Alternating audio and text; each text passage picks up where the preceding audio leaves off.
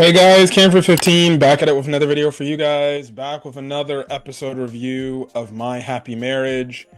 As man, we get a very intense episode that, well, concludes in a way where we're left with, okay, what the hell is going to happen? And Usui is definitely a threat. Um, and at the same time, also a looming threat, but at the same time, we also kind of get somewhat of a betrayal, but not much of a betrayal. But what can I just say, dude? Dude, Usui, man. Correct me if I'm wrong. If you've seen the last few My Happy Marriage episode reviews, but I think I've gone on record and said that Usui gives me freaking Sosuke Aizen from Bleach vibes. The only thing is he's wearing the glasses that Nanashi,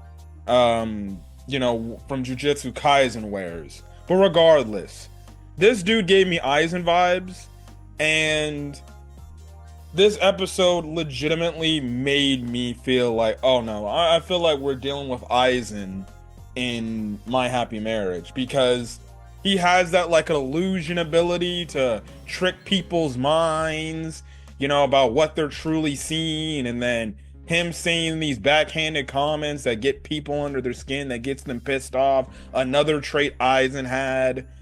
I'm just like, bro, this dude is literally Aizen right then and there. And if not for Kudo showing up at the nick of time, Mia would be in this dude's custody right now. But another great episode, man. Listen, this is my thing about my villains, man. Obviously, people have their aspects of what makes a great villain. Obviously the story has to play out, the character has to play out. But listen, my whole thing is, if you get me to hate somebody, that alone makes it to where, oh no, they are a great mother effing villain.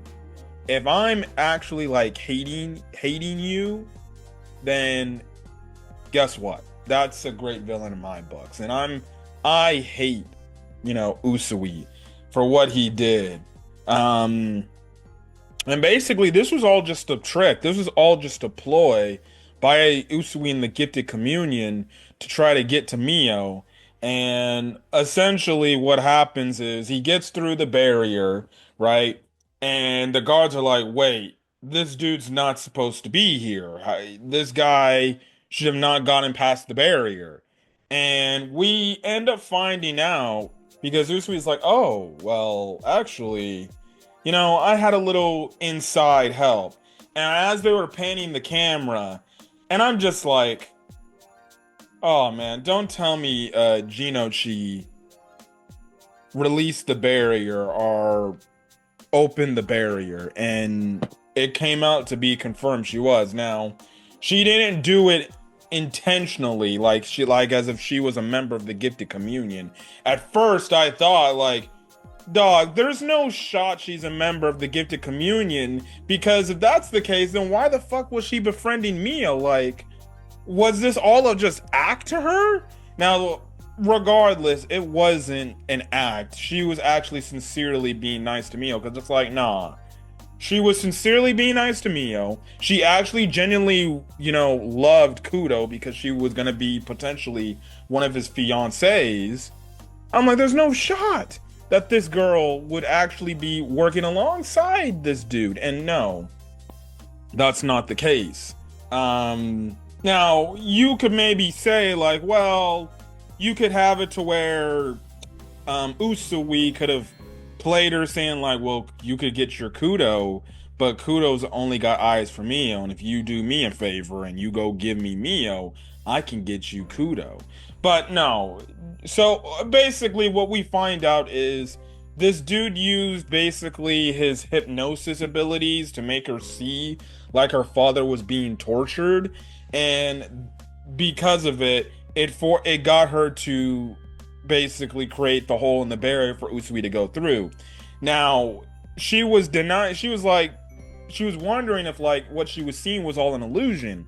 And one of the guards basically says, "No, I saw your father the other day and he looked fine to me."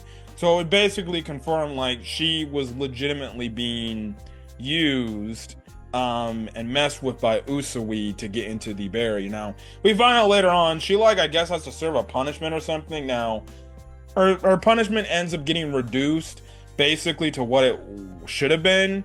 But honestly, I was kind of thinking in this episode, I'm like, why would she get a punishment, or why would she get tried in like court or something for opening the barrier? I understand she opened the barrier to the like basically their squad barracks and basically put their like yeah obviously the other officers' lives in danger, and also her act directly helped Usui, but it was because of Usui she did that. Like Usui legitimately used his illusions to fuck with her mind to get her to create the opening in the barrier.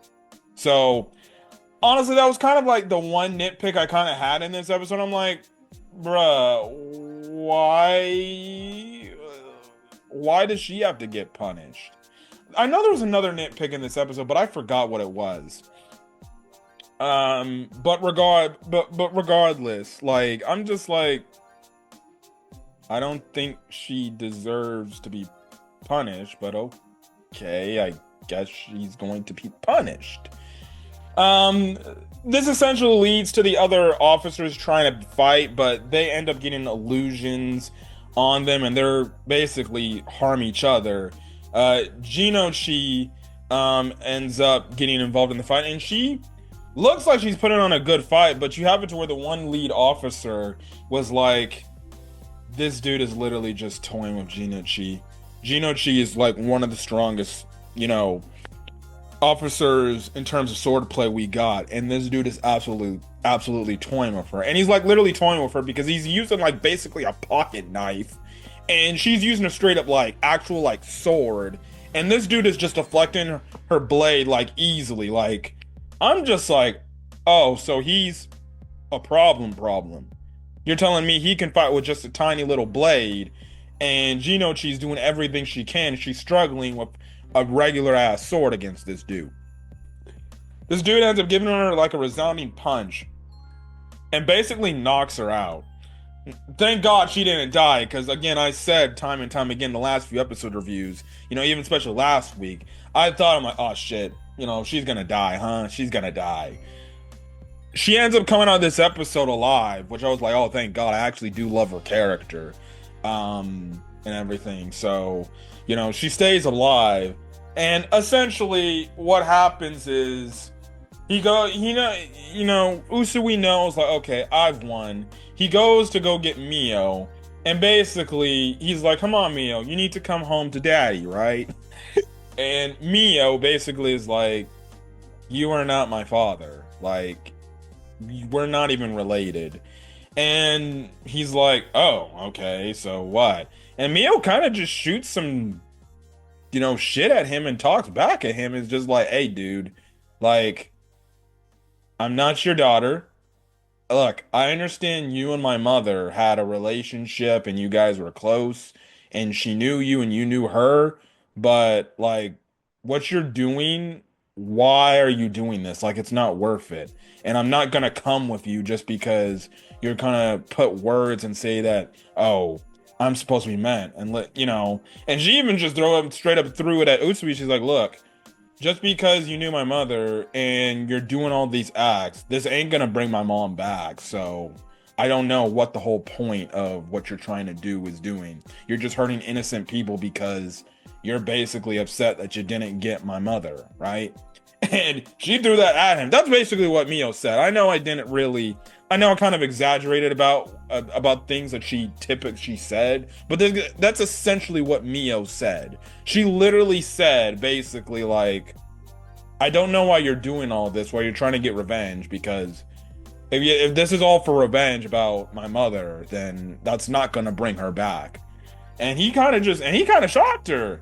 He was shocked. He was like, huh, I didn't expect you to talk back in this situation, but okay. And it looks like he's gonna go grab her and take her, but Kudo shows up in the nick of time to save Mio. And basically Usui is like, well, this is just the beginning. He uses like one of his abilities to like kind of like mess with their heads a bit. and he just uses that as a way to escape, and he's gone for now. So, you have that whole happening. Kudo checks in on Mio to see if like she's okay and everything. So there's that. Um, and basically you kind of get obviously the over aftermath. Jinochi is basically got in trouble for what she's done, and she's serving a punishment. And basically the one guard says like, hey, one, he actually said like he respects what Mio did, from the fact that like how strong she was and strong-willed to stand up to basically Usui. Like that really surprised him. And also too, he's like, I'm also gonna do whatever I can to get Jinochi's sentence basically cut down to where it's not as probably maximum to the punishment that she would have got, which we ended up later finding out like that's what ended up happening, obviously due to everything. And also Kudo helped out with that as well. I'm saying like it wasn't really her fault. Yes, she did something that she probably should not done, but it wasn't her fault. This was Usui's doing. And I'm guessing the leaders were like, all right, fine, we'll let her off with a slap of the wrist. Then she'll still have to serve her punishment, but that's the thing, right? So yeah. But anyways, we cut to Arata, and they're at the one little like complex where they thought the Emperor was at, right? So Arata's like, hey, they overhear like some guards talking about how bad the Usaba family potentially could be in terms of, because remember, Usui is a member of has the Usaba, blood within him too. So he overhears this, and they're kind of talking shit, but it's like, bruh, just because Usui's a member, has Usaba blood in him, doesn't mean other Usabas are not evil, right? So he basically tells the one dude who is Kazuki's ex-husband, like, hey, can I do my own investigation and everything? So he goes in the building, he walks around, he kind of has a flashback moment, back to when he talked about his grandfather, about, the heritage and what he has to uphold and everything, and the fact that he can't play with the regular kids, right?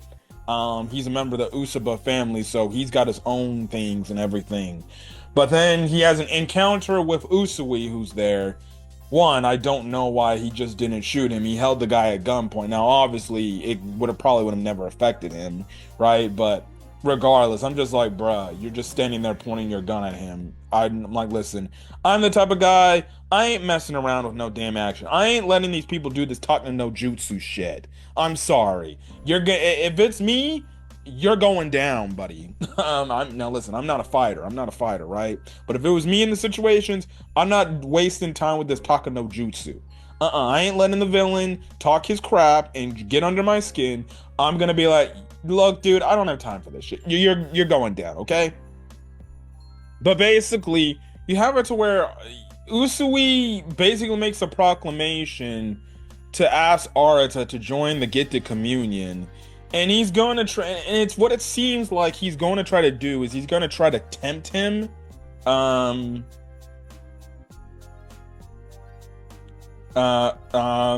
What's his face? He's going to try to tempt him to try to join the Gifted Communion, and he's going to try to do the same thing. He basically instills the whole thing of like, hey, Arata, you're kind of like me.